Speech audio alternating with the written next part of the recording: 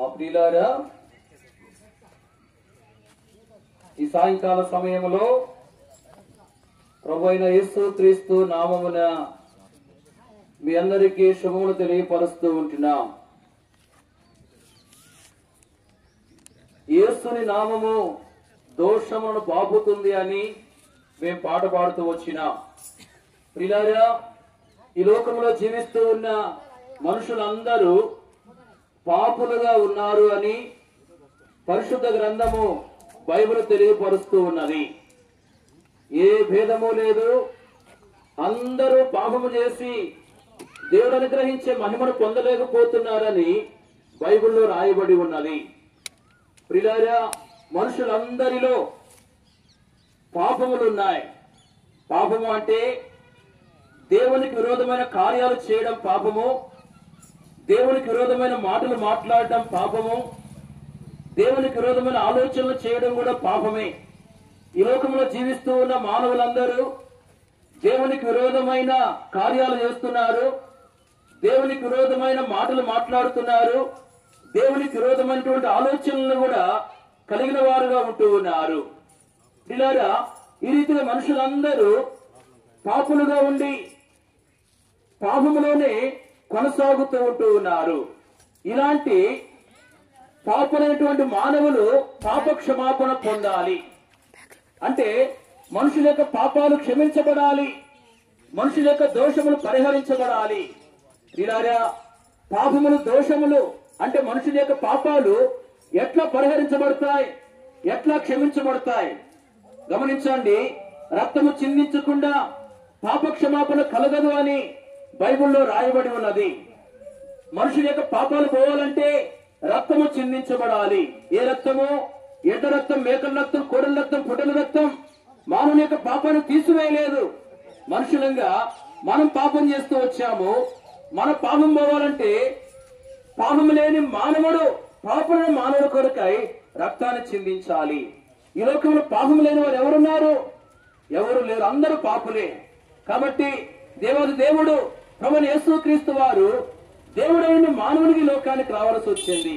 యేసు ప్రభు వారు ఈ లోకానికి రాకముందు ఆయన పరలోకంలో ఉన్నాడు. కాలం పరిపూర్ణమైనప్పుడు అంటే యేసు ప్రభు ఈ లోకానికి రావాలని నిర్ణయించబడ్డప్పుడు యేసు క్రీస్తు ప్రభు ఈ లోకంలో కన్యక గర్భమందు దైవ శక్తి ద్వారా పాపము లేనివాడుగా జన్మించాడు, పాపము లేనివాడుగానే జీవిస్తూ వచ్చాడు. ప్రియులారా, గమనించండి, యేసు క్రీస్తు ప్రభు వారు పాపుల యొక్క పాపాలు తొలగించడానికి, పాపులను పరిశుద్ధులుగా చేయడానికి ఆ గొల్గోతా కొండపైన 2 కొయ్యలు 3 మేకుల మధ్యలో వేలాడుతూ వచ్చాడు. తన రక్తమంతా ఆఖరి బట్ట వరకు చిందించి తన ప్రాణం అర్పించి సమాధి చేయబడి తిరిగి లేచాడు. తిరిగి లేచిన యేసు క్రీస్తు ప్రభు వారు అనేకులు కనబడి అనేకులు చూస్తుండగా పరలోకానికి వెళ్ళాడు. పరలోకానికి వెళ్ళిన ప్రభు తిరిగి మళ్ళా రాబోతూ ఉన్నాడు.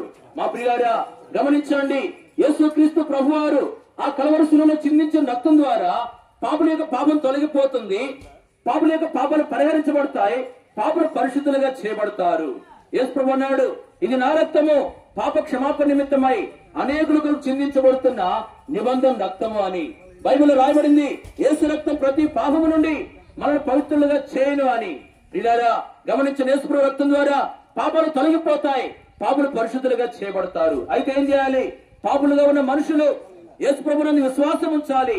యేసు ప్రభు వారు పాపిని నా కొరకు లోకానికి వచ్చాడు, నా కొరకు శిలువలో బలయ్యాడని చెప్పి నమ్మాలి.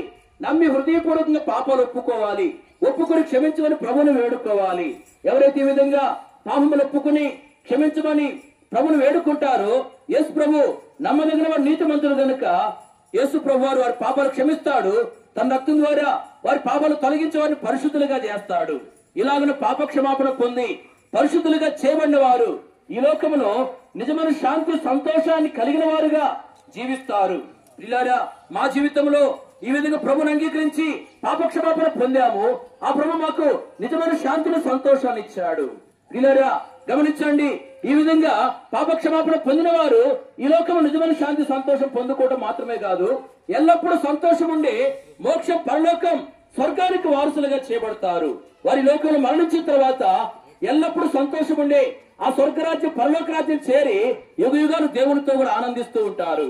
ప్రియులారా, పాప క్షమాపణ పొందకపోతే పాపంలోనే జీవిస్తే పాపులుగానే కొనసాగుతూ ఈ లోకాన్ని విడిచిపెడితే అలాంటి వారు చనిపోయిన తర్వాత ఎక్కడికి వెళ్తారంటే పాతాళానికి వెళ్తారు. పాతాళం అంటే అక్కడ అగ్ని ఉంటుంది. అక్కడికి వెళ్ళిన వారు అగ్నిలో కాడుతూ నిత్యము బాధపడుతూ ఉంటారు. బహు భయంకరమైన స్థలం అది. ప్రియులారా, గమనించిన భయంకరమైన పాతాళం తప్పించుకుని ఈ లోకం నిజమైన శాంతి సంతోషం కలిగి జీవిస్తూ పరలోకం చేరాలంటే, మోక్షానికి చేరుకోవాలంటే యేసుప్రభువే మార్గము.